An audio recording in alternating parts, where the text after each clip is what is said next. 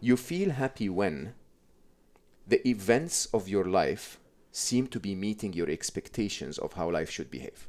If you have low expectations, yes, I guarantee you will be happy, okay?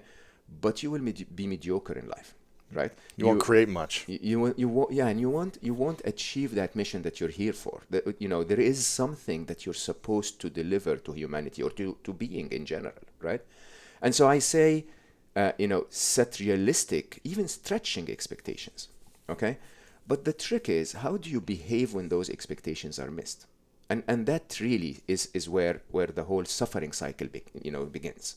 So, I wanted to come here, and visit you, and so that's a 6 hours flight. That's my expectation, right? I was in New York, all right? If I'm an hour late on the runway, how do I react to that? Okay, should I set my expectations as I walk to the airport that is going to be 10 hours so that when I get there and in 6 I'm happy? No, I want it to be 6. But what happens is when our expectations are missed, a cycle of what I call incessant thinking, brain chatter happens in your head. Okay, that basically starts to make you feel lousy about life.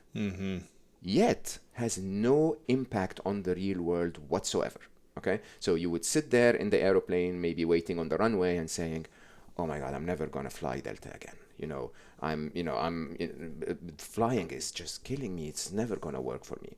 Oh, I should have chosen another time. Oh, what will happen if I get there and I don't find taxis because it's too late. Right. Or oh, I planned for 6 hours. Now it's going to be 7. I'm going to feel hungry. I don't know, whatever weird crap that comes into our heads, right? And that goes over and over in our heads and has no impact whatsoever on the real world other than making you suffer. How smart is that? Not smart at all. Right? So it's not. So the issue is not how you set your expectations. The issue is how we handle missed expectations through life. That's one thing.